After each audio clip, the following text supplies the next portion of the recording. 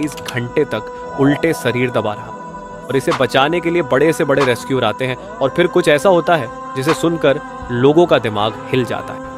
अगर आप कमजोर दिल के हैं तो वीडियो को आगे ना देखें, क्योंकि यह कहानी सुनकर अच्छे से अच्छे लोगों को डर लगने लगता है। यह है the most unusual and most terrifying death in caving history. यह है नट्टी पट्टी केव की कहानी। 24 नवंबर 2009 के दिन अमेरिका के यूटा में रहने वाले जॉन एडवर्ड नाम का 26 साल का लड़का, जो कि अपनी जॉब से सीधा छुट्टी लेकर अपने घर यूटा में पहुंचा और वहां जाकर जब वो फैमिली से मिला तो सभी फैमिली वालों ने मिलकर प्लान बनाया कि क्यों ना वो इस वेकेशन को कुछ अच्छे तरीके से मनाए, और फिर वह नट्टी पट्टी केव एक्सप्लोर करने का प्लान बनाते हैं। और यह प्लान उनके लाइफ का सबसे खौफनाक डिसीजन होने वाला था।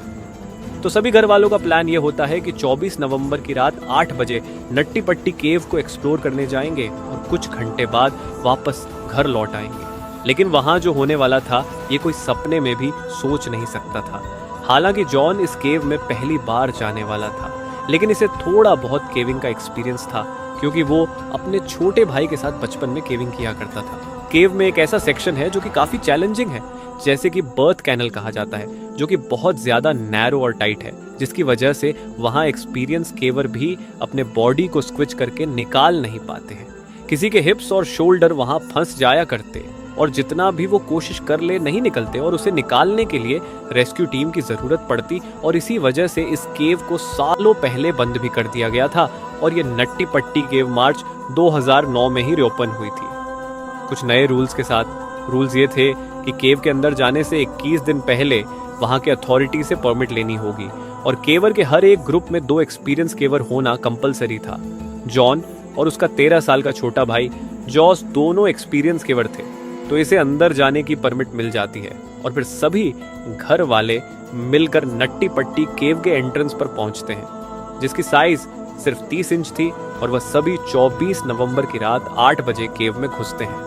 पूरा ग्रुप केव में एंटर होता है तो पहले 1 घंटे तक सब कुछ ठीक चलता है और सभी लोग कॉन्फिडेंटली आगे बढ़ रहे होते हैं। लेकिन फिर जॉन और जॉस और उसके 2 दोस्त बिग स्लाइड की जगह पर रुक जाते हैं और आपस में एक मैप देखकर डिसाइड करते हैं कि वो इस केव के सबसे चैलेंजिंग बर्थ कैनल को विजिट करेंगे, जो कि इस केव के सबसे डीपर सेक्शन में है। ये इतना टाइट है कि सिर्फ कुछ ही लोग इस केव को क्रॉस कर पाते हैं, और यह माना जाता है कि यहाँ एक लॉन्ग टाइट पैसेज है, और अगर इसे क्रॉस कर गए तो एंड में एक और लंबा टाइट पैसेज आएगा, और अगर उसे भी क्रॉस कर गए तो एंड में एक छोटी सी थोड़ी सी रूम मिलेगी जहाँ आपको टर्न होने का मौका मिलेगा, और फिर वहाँ से आप टर्न होकर वापस आ सकते हो। हालांकि ये इतना टाइट है कि इसमें एक्सपीरियंस केवर को भी घुटन होने लगती है और वो पैनिक हो जाते हैं।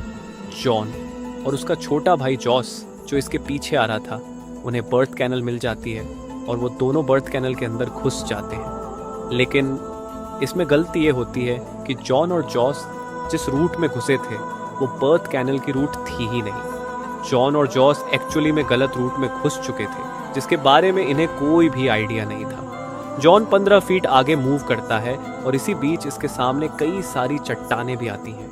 हालांकि जॉन हेल्दी था तो वो अपने बॉडी को डिफरेंट ओरिएंटेशन में मूव कर सकता था। अपने शोल्डर, अपने कमर एंड दोनों अपने पैरों को प्रॉपर डायरेक्शन में फोल्ड करके वो आगे मूव करता है। और जॉन अब कॉर्क स्क्रू के रूट में आ चुका था, और जिस तरह से जॉन आगे बढ़ रहा था पैसेज और भी टाइट होते जा रहा था, और अब तक वो वापस भी मुड़ नहीं सकता था, क्योंकि वो पैसेज एक्चुअली में बहुत ज़्यादा टाइट था।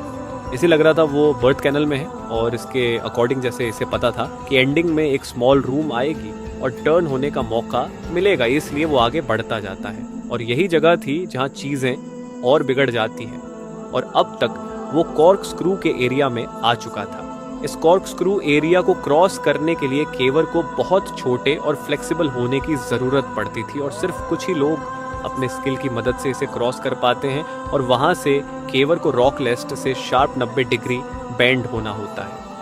लेफ्ट की साइड अब तक जॉन इस स्मॉल एरिया से टर्न हो चुके थे, और इसके बाद वो मोस्ट डिफिकल्ट सेक्शन में पहुंचते हैं। 5 साल पहले एक 16 साल का लड़का ब्रॉक क्लार्क यही कॉर्क स्क्रू सेक्शन में अटक गया था, जिसकी हाइट सिर्फ 5 फुट 7 इंच थी और वेट 63 केजी था, और उसे रेस्क्यू करने के लिए 14 घंटे लगे थे। जॉन भी यही एग्जैक्ट स्पॉट पर था, जबकि इसकी हाइट 6 फीट थी और वेट 90 केजी था। यहाँ पर इसे अपने बॉडी को टर्न करके वापस लौटने का कोई ऑप्शन नहीं था। इतनी कम स्पेस की वजह से वो ना चाहते हुए भी लेज एरिया की तरफ खुद को स्क्विच करते हुए आगे बढ़ता है। हालांकि ये एरिया टाइट था, तो जॉन को लग रहा था कि ये बर्थ कैनल की सबसे टाइट जगह से है, मतलब कि आगे एक बिगर स्पेस आएगी और वहां इसे टर्न होने का मौका मिलेगा। और वो अपने स्टमक को प्रेस करते हुए रॉक के सहारे आगे बढ़ता जाता है। वो डॉन ऑफ डायरेक्शन में मूव कर रहा था, मतलब जमीन से एग्जैक्ट नीचे की ओर। जॉन को पता नहीं था वो कहाँ पहुंच चुका है। उसे उम्मीद थी कि आगे कोई एक ओपनिंग जरूर मिलेगी, और फिर वह तभी स्पीड में नीचे गिरने लगता है और खुद को अपने हाथों से पकड़कर जोर से चिल्लाता है और अपने भाई की ओर कहता है, जॉस तुम इधर मत आओ, मुझे फॉलो मत करो।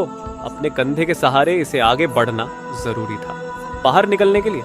और तब जॉन को अपने हेडलैम्प से एक होल की ग्लिम्स दिखाई देती है और जॉन के अंदर एक उम्मीद जागती है। लेकिन ये जॉन की जिंदगी की सबसे बड़ी और आखिरी गलती थी। वो आगे बढ़ता है और अपने सर को होल में डालता है, और एग्जैक्टली वो जिस टनल में जा रहा था वो अननोन थी, और अब वो वहां पहुंच चुका था। और वो टनल और भी टाइट था और वह स्पेस बहुत कम थी। और जैसा कि उसने सोचा था कि आगे ओपनिंग मिलेगी, लेकिन आगे रास्ता बंद था। ये पूरे केव के पैसेज की एंडिंग थी। इस जगह की स्पेस 18x1 इंच थी, मतलब कि एक लैपटॉप स्क्रीन जितनी। वो कंप्लीटली अपसाइड डाउन पोजीशन में था, मतलब कि सर नीचे और पैर ऊपर और करीब 70 डिग्री एंगल में मुड़ा हुआ भी था। वो खुद को ऊपर पुश करने की कोशिश करता है, but this whole was exhausting. इसके एक हाथ यूजलेस पोजीशन में फंसे हुए थे और दूसरा हाथ इसके चेस्ट की ओर मुड़ा हुआ था। वो दीवार के सहारे खुद को पुश करने की कोशिश करता है, लेकिन इसे जल्दी रियलाइज हो जाता है कि इसके सारे मेहनत के बावजूद भी वो मूव नहीं कर सकता, और इसके पैर भी होल के सबसे स्मॉल साइड में फंसे हुए थे। वो जॉस को दोबारा चिल्लाता है, जबकि जॉस इसके पीछे ही था कॉर्क स्क्रू पाथ पर। लेकिन वो अपने भाई की तरह इस एरिया से क्रॉस नहीं करता, बल्कि वो अपने फीट को आगे करता है और फिर अपने सर को पीछे रखता है ताकि वो आगे से आसानी से रिटर्न हो सके। इसे जॉन की आवाज कंटिन्यू सुनाई दे रही थी, और फाइनली पहुंचता है वो उस जगह पर जहां वो देखता है कि जॉन एक होल में घुसा है और होल ने इसे पूरा निगल लिया है और उसकी सिर्फ 2 पैर ही दिख पा रही है। वो जॉन के दोनों पैरों को अपने पैरों से पकड़कर खींचने की कोशिश करता है, लेकिन जॉन थोड़ा सा ऊपर आता और फिर ग्रिप छूट जाती और जॉन फिर वापस इनिशियल पोजीशन पर चला जाता है। और बार बार ऐसा करने से कुछ नहीं हो पा रहा था, और इस सिचुएशन में दोनों फ्रस्ट्रेट हो जाते हैं। और जॉस को यह बात समझ में आ चुकी थी कि यहाँ प्रोफेशनल रेस्क्यूअर की मदद लेनी होगी, और दोनों के बीच में ये डिसाइड होता है कि जॉस बाहर जाएगा मदद लाने के लिए, और जॉन यहाँ अपनी पूरी कोशिश करेगा रिलैक्स रहने की और धीरे धीरे सांस लेने की, क्योंकि यहाँ ऑक्सीजन की बहुत ज्यादा कमी थी। खैर, जॉस केव से बाहर आता है और सभी को इसकी जानकारी देता है और रेस्क्यू टीम को बुलाया जाता है। यहाँ पर सबसे बड़ी प्रॉब्लम ये थी कि जॉन अब साइड डाउन पोजीशन में था, और रेस्क्यू डॉक्टर का मानना है कि अपसाइड डाउन पोजीशन में रहने की वजह से वो सिर्फ 8 घंटे तक ही जिंदा रह सकता है, और फिर उसके बाद सारी ऑर्गन्स फेल होना शुरू हो जाएगी और इसे कार्डियक अरेस्ट आ सकता है। जॉन के रेस्क्यू के लिए सबसे पहले एक फीमेल रेस्क्यूअर अंदर जाती है जिसका नाम था सूसी, और वो अपने पैरों में रस्सी बांधकर अंदर घुसती है ताकि वह अंदर जाकर अटक ना जाए। इसकी हाइट सिर्फ 5.3 फीट थी, जिससे सुशी को कॉर्क स्क्रू एरिया से क्रॉस करने में बहुत आसानी हो जाती है, और रात को 12:30 बजे जॉन से मिलती है। और अब तक जॉन को वहां फंसे हुए 9 घंटे हो चुके थे। फिर सुशी और उनकी यह बातचीत होती है। Hi John, my name is Sushi, how it's going? Hi Sushi, thank you for coming, but I really want to get out. Oh no worry John, you are going to be out of here. John को ये professional help देखकर लग रहा था कि वह तुरंत यहाँ से निकल जाएगा, लेकिन वह गलत था। सूसी ये देखकर समझ चुकी थी कि ये सिचुएशन जितनी बुरी दिख रही है, ये उससे ज्यादा बुरी है। सूसी रस्सी से जॉन के पैरों को बांधती है और खींचने की कोशिश करती है, लेकिन रोप में फ्रिक्शन बहुत ज्यादा थी, जिससे वो इफेक्टिवली रस्सी को खींच नहीं पाती। सुसी सब कुछ कोशिश करती है जितना वो कर सकती थी, लेकिन वो भी 2 घंटों में फ्रस्ट्रेट हो जाती है और उसे भी यहाँ से बाहर जाना पड़ता है। बाहर सभी रेस्क्यूअर मिलकर जॉन को बाहर निकालने के लिए एक प्लान बनाते हैं। डिसीजन ये लिया जाता है कि वहाँ एक पुलिस सिस्टम इंस्टॉल किया जाएगा और एक मशीन से उसे खींचा जाएगा, क्योंकि 5 साल पहले ब्रॉक क्लार्क भी कॉर्क स्क्रू एरिया में अटक गया था तो उसे पुलिस सिस्टम से ही निकाला गया था। इक्विपमेंट के सभी पीसेस को कॉर्क के दूसरी साइड ले जाने में घंटों लग रहे थे और टनल एक्सट्रीमली टाइट थी और सिर्फ छोटे टूल को ही अंदर ले जाया जा सकता था और असिस्ट करने के लिए एक टाइम पर सिर्फ एक ही पर्सन हो सकता था और उस पर्सन को कद में छोटा और फ्लेक्सिबल भी होना ज़रूरी था ताकि अच्छे से क्रॉस कर पाए। ये कोई सिंपल सिचुएशन नहीं थी और हर एक पुलिस सिस्टम को इंस्टॉल होने में घंटों तक टाइम लग रहा था और इसी दौरान केवल जॉन से बात करके जॉन को रिलैक्स रखने की कोशिश भी कर रहे थे। जॉन को वहां अटके हुए अब तक 12 घंटे हो चुके थे और वो अपनी पूरी रात अपसाइड डाउन पोजीशन में रखकर गुजारता है और साथ ही एक बॉडी की अपनी एक फिजिकल लिमिटेशन होती है ऐसे पोजीशन में रहने के लिए और वो उस लिमिटेशन को भी पार कर चुका था। उसका 90 किलो का शरीर ग्रेविटी के प्रेशर से लड़ रहा था, उसके ब्लड सर्कुलेशन में गड़बड़ी होने लगी थी और धीरे धीरे इसके सांसें रुक रही थी। पूरी रात यहाँ बिताने की वजह से ये काम एग्रेसिव हो रहा था। इसके लेग्स काम करना बंद हो गए थे। रेस्क्यूअर और जॉन के फैमिली के लिए जॉन को ऐसी हालत में देखना बहुत ही दर्दनाक था, लेकिन वो भी हेल्पलेस थे और ड्रिल करते हुए रेस्क्यूअर भी एग्जॉस्ट हो रहे थे। रेस्क्यूअर को पता था कि जब वो चाहे यहाँ से बाहर निकल सकते हैं, लेकिन यही चीज़ जॉन की किस्मत में नहीं थी। वह परेशान था और अपने चेस्ट को एक्सपांड करने की कोशिश कर रहा था जिससे वह सांस ले सके और वहाँ हवा में ऑक्सीजन का कंसंट्रेशन भी कम हो रहा था। और अब इतना टाइम बीतने के बाद जॉन के पास एक वाइड टेलीकॉम सिस्टम लगाया जाता है और दूसरी साइड से जॉन की वाइफ इमली उससे बात करती है और जॉन को इनकरेज करने की कोशिश करती है और जॉन भी अपनी वाइफ को दिलासा देता है कि मैं यहाँ से जल्द बाहर निकलूंगा और सब कुछ ठीक हो जाएगा। अब तक शाम के 4 बज चुके थे और जॉन के यहाँ 18 घंटे पूरे हो चुके थे और अब पुलिस सिस्टम भी लग चुकी थी और मूव करने के लिए तैयार थी। एक रेस्क्यूअर जिसका नाम रियान था, वह केव में घुसता है और जॉन के पास पहुंचता है। रियान कहता है, how are you? John, it sucks, I am upside down, I can't believe, I am upside down, my legs are killing. Ryan देखते हैं कि बॉडी ओपनिंग के सबसे नैरो साइड में फंसी है, तो वो सबसे पहले उसे ठीक करते हैं और फिर वो उसके पैरों को रस्सी से बांधकर खींचते हैं। लेकिन जॉन के पैरों को बहुत ज्यादा दर्द हो रहा था। वो जब भी खींचता तो जॉन उसे रुकने को कहता क्योंकि इसके नर्व्स अब अल्ट्रा सेंसिटिव हो चुकी थी। और फिर वो दोनों कुछ टाइम के लिए रुक जाते हैं और फिर वह दोबारा कोशिश करते हैं और अब तक ऐसा लग रहा था कि पुलिस सिस्टम अब काम कर रहा है। जॉन अब ऑलमोस्ट इतना ऊपर उठ गया था कि वो अब रियान को देख सकता था, उससे आई कांटेक्ट कर सकता था और फिर रियान जॉन को पीने के लिए एनर्जी ड्रिंक देता है। इसी तरह अब तक 19 घंटे बीत चुके थे। ये चीज़ें बहुत स्लोली हो रही थी और इसमें काफ़ी एफर्ट भी लग रहे थे। हालांकि थोड़ी सफलता तो मिल रही थी, लेकिन अब भी उसे निकालना काफ़ी मुश्किल था। जॉन के पैर ऊपर के सीलिंग को हिट कर रहे थे और उस पैसेज में उसे अपने पैर को ट्विस्ट करना इम्पॉसिबल था। तो रियान फाइनली डिसाइड करता है कि वह इसके पैर को तोड़ देगा और यही बीच यहाँ पर एक ऐसी अनइमेजिनेबल चीज़ होती है जिसके बारे में कोई सोच भी नहीं सकता था। पूरी सिस्टम फेल हो चुकी थी। एक बोल्ट जो जॉन के ऊपर ड्रिल किया गया था दीवार में, वो दीवार से निकल जाता है और वह सीधा रियान के सर पर जाकर लगता है, जिससे रियान अनकॉन्शियस हो जाता है और जॉन जो आधा ऊपर उठ चुका था वो वापस स्लीप होकर इनिशियल पोजीशन पर चला जाता है और अब जॉन का कोई रिस्पांस भी नहीं आ रहा था। ये मूवमेंट जॉन की फाइनल किस्मत थी। अब शायद वह कभी बाहर नहीं आ सकता था और रियान जब होश में आता है तो उसके सर से खून बह रहा था। वो पूरा कंफ्यूज हो चुका था कि यहाँ पर क्या हुआ।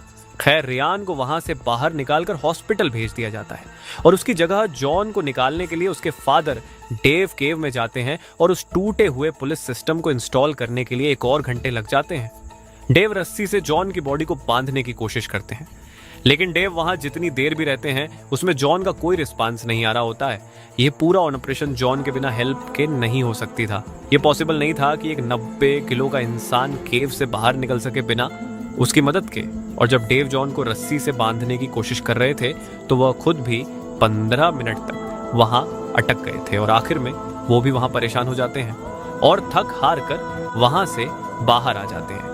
अब ब्रैंडन कोल्स एक नए रेस्क्यूअर के तौर पर उसकी जगह ले लेते हैं और फिर वहां एक टेलीकॉम सिस्टम लगाया जाता है जिससे उसकी फैमिली उससे बात कर सके। लेकिन ब्रैंडन जो देख पा रहा था वह इमली नहीं देख पा रही थी। जॉन कोई भी रिस्पांस नहीं दे रहा था और पता नहीं वह ये बातें सुन भी पा रहा था या नहीं। कुछ घंटे पहले तक जॉन के सांस लेने की आवाज़ आ रही थी, लेकिन अब वह भी शांत हो चुकी थी। रेस्क्यू टीम एक एरिया में ग्रुप बनाकर डिसाइड करते हैं कि शायद जॉन मर चुका है और इसलिए पैसेज में मेडिकल प्रोफेशनल भेजेंगे जिससे कंफर्म हो जाए, और बिल्कुल ऐसा ही होता है। मेडिकल प्रोफेशनल कंफर्म करते हैं कि जॉन मर चुका है। 25 नवंबर की रात 11:56 में ऑफिशियल कंफर्मेशन कर दी जाती है कि जॉन एडवर्ड जोन्स ऑफिशियली मर चुके हैं। 120 रेस्क्यूअर ने बैक टू बैक 27 घंटे कोशिश करी जॉन को बाहर निकालने के लिए, लेकिन जॉन के अपसाइड डाउन पोजीशन होने की वजह से ये इम्पॉसिबल था। जॉन अपनी लाइफ के आखिरी 27 घंटे एक एक्सट्रीमली इन्वर्टेड पोजीशन में था, जबकि डॉक्टर ने प्रेडिक्ट किया था कि वह सिर्फ ऐसी हालत में 10 घंटे तक ही जी पाएंगे। ये वाकई काबिले तारीफ है। जो भी रेस्क्यूअर अंदर जॉन तक गए वो सच में एक हीरो थे। वो जानबूझकर ऐसे जगहों पर मदद करने गए जिसके बारे में उन्हें खुद नहीं पता था। वो कितना रिस्की है। उसी में एक रेस्क्यूअर मीडिया को बताते हैं कि ये उसके 29 साल की रेस्क्यू करियर की टफेस्ट रेस्क्यू थी और वो इस रेस्क्यू में हार गए अथॉरिटी पूरी कोशिश कर रही थी जॉन की बॉडी को केव से बाहर निकालने के लिए। लेकिन बातचीत के बाद डिसाइड किया जाती है कि यह करना रेस्क्यू टीम के लिए काफ़ी डेंजरस होगा, और फाइनली डिसीजन लिया जाता है कि जॉन की बॉडी हमेशा के लिए वही दफन रहेगी और एंट्रेंस को कंक्रीट से सील कर दिया जाएगा, और एक हफ्ते बाद पूरी नट्टी पट्टी केव को ही हमेशा के लिए सील कर दिया जाता है। और इसी तरह के एक केव में कॉलेज के 10 दोस्त घूमने जाते हैं और केव के अंदर जाने के बाद उस केव में पानी भर जाता है। ये वीडियो देखने के लिए ऊपर क्लिक करें और वीडियो अच्छा लगे तो चैनल को सब्सक्राइब करें। Thank you.